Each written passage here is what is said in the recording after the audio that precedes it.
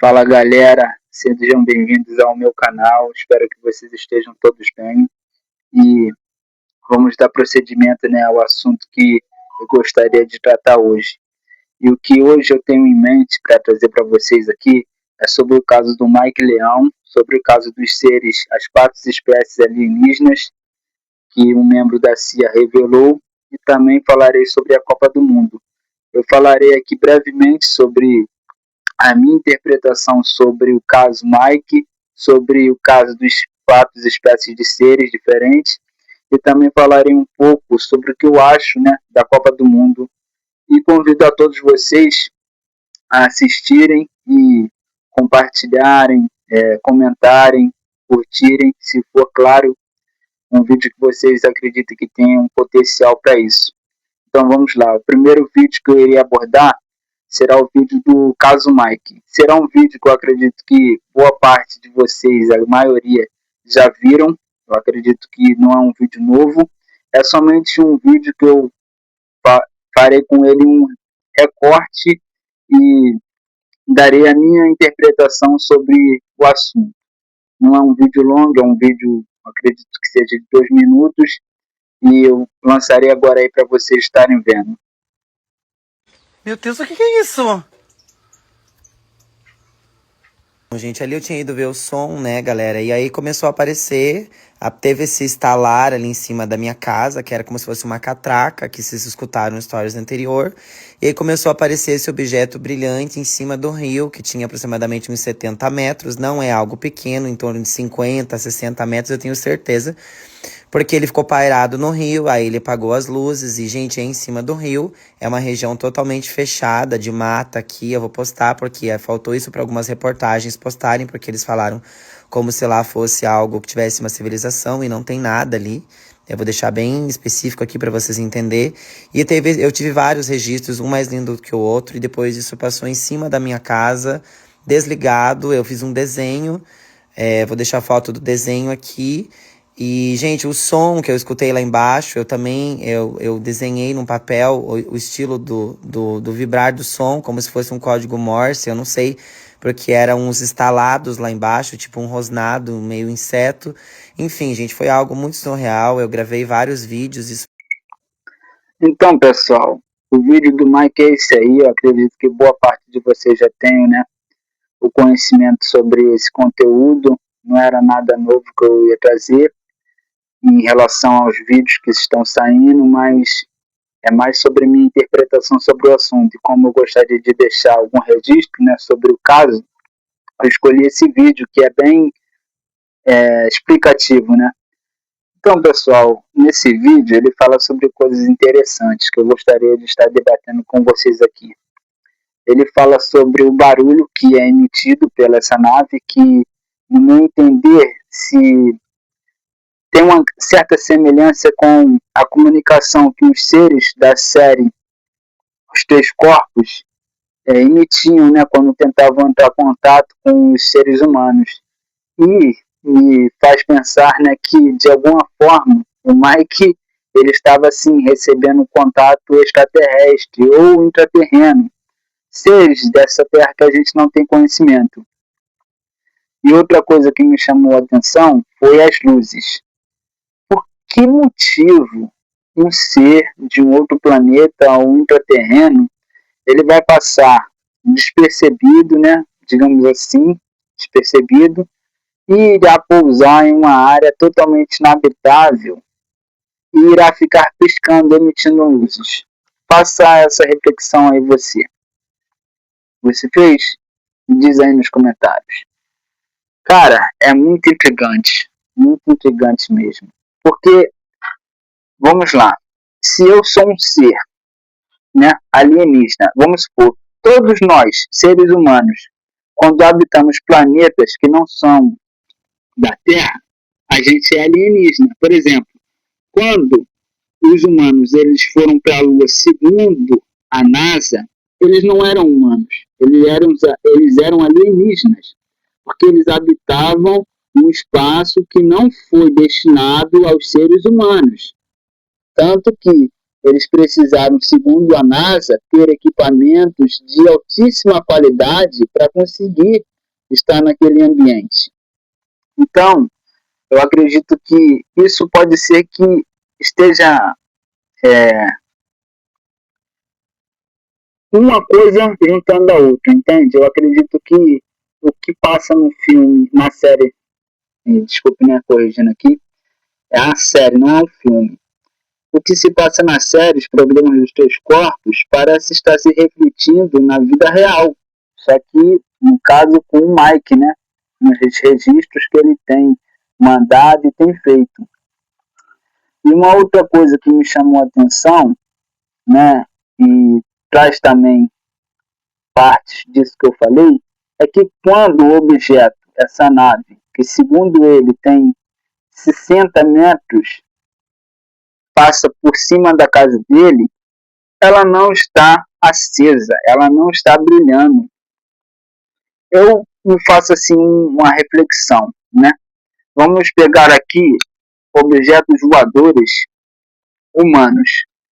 Quando um objeto voador humano ele voa, ele mostra sinais, ele tem luzes, ele tem alguma coisa que identifique que existe um objeto voador naquele local. Só que com essa nave é diferente, pessoal. Essa nave, ela não emite luz quando está passando por cima da casa dele. Por que motivo, então, ela estaria piscando em frente, né, a ele, né, de maneira que ele pudesse filmar, e quando sobrevoou por cima da casa dele, que seria realmente a hora necessária, né, para que nenhuma aeronave, nenhum tipo de problema aéreo acontecesse, aquelas luzes não estavam funcionando. Eu gostaria de ter, né, o vídeo do momento exato de que essa nave passou por cima da casa dele sem as luzes. Porque, pessoal, eu não estou negando aqui, eu não estou dizendo que o que ele viveu, que ele experimentou, foi uma ilusão.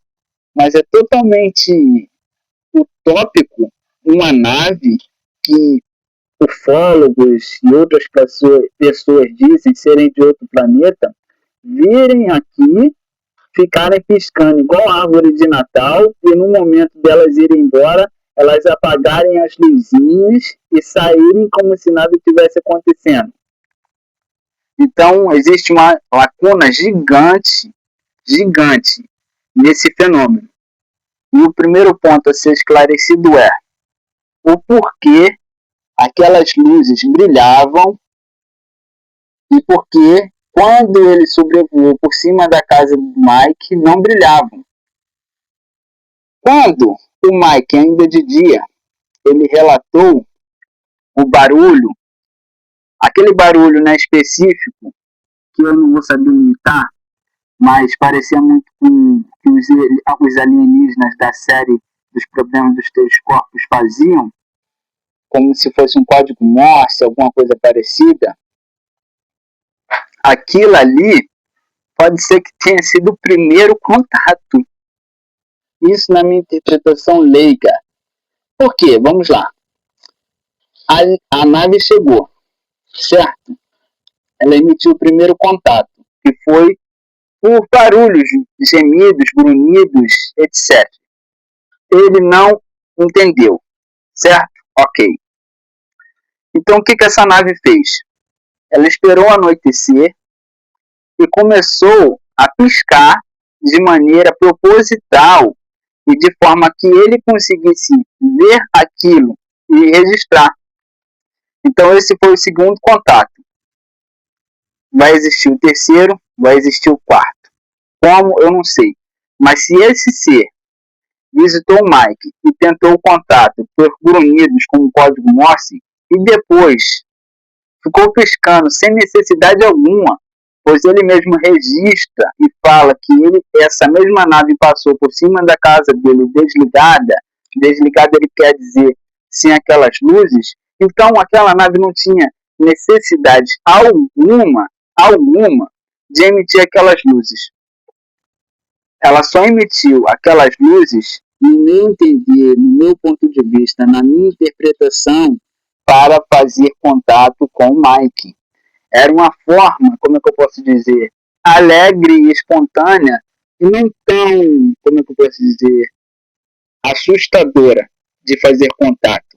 Porque se realmente foi isso que eu esteja imaginando, eles perceberam que o Mike ele se assustou com os grunhidos que eles estavam tentando se comunicar e eles procuraram uma outra forma de entrar em contato, que foi por meio das luzes. E eles perceberam que o Mike ele se sentia mais confortável em se comunicar com eles com as luzes. E é bem interessante também que também tem um paralelo, né, com aquela série, né, do Stranger Things, que o menino, como é que é o nome dele?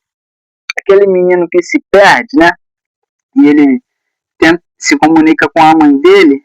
Parece que o nome do menino é Mike também, né? Que faz essa série de Stranger Things. E ele se perde e ele é levado para um lugar, né? Que aquele monstro da série leva ele. E ele consegue se comunicar com a mãe dele por meio de luzes, que é interessante e faz total sentido trazendo esse paralelo, né? Eu acho interessante esse assunto, eu acredito que muita coisa ainda vai rolar, muita coisa ainda precisa ser esclarecida e que o Mike ele realmente deve falar com pessoas gabaritadas, porque emissora de televisão nenhuma vai resolver o problema dele, só vai trazer mais repercussão para o caso. E eu acredito que ele deva dar espaço, sim, para algum ufólogo respeitado que tenha gabarito, como o Edson Boaventura ou tantos outros, né, que tem assim um entendimento, né, da causa e ajudar ele, entende? Mas eu acredito que isso não é só um ufólogo, entende? Eu acredito que para certas coisas é necessário uma ajuda completa de todas as vertentes, entende? Porque no meu entendimento, desculpa, no meu entendimento, os ufólogos eles só irão trazer para o Mike uma parte daquilo que ele precisa. E existem outras camadas que outros profissionais, outras pessoas irão, entendeu, trazer ali o que realmente é necessário e objetivo para a vida do Mike, daquilo que realmente aconteceu com ele. Então é isso aí, pessoal. O vídeo acabou ficando tanto longo, porque às vezes eu me torno tanto prolixo para falar do assunto, e eu não vou poder estar trazendo outros assuntos aqui para o vídeo não se tornar muito mais longo, entende? E quanto mais longo, menos pessoas assistem. Então eu estarei em outro vídeo falando sobre o tema as quatro espécies dos OVNIs e também farei um vídeo acerca do tema Copa do Mundo. Eu acredito que muitos de vocês estejam interessados em saber o que tem a Copa do Mundo e por que ela foi escolhida justamente em 3 países e um deles, né, sabemos que é os Estados Unidos. Por quê? Os Estados Unidos foi escolhido para sediar a Copa do Mundo. Bom, eu convido a todos a vocês, né, a participarem desses vídeos que eu estarei postando e espero que vocês tenham gostado desse conteúdo também, que vocês possam estar curtindo, comentando, compartilhando, dando a opinião de vocês. E é isso, pessoal. Fiquem com Deus. Tenham um excelente final de semana aí.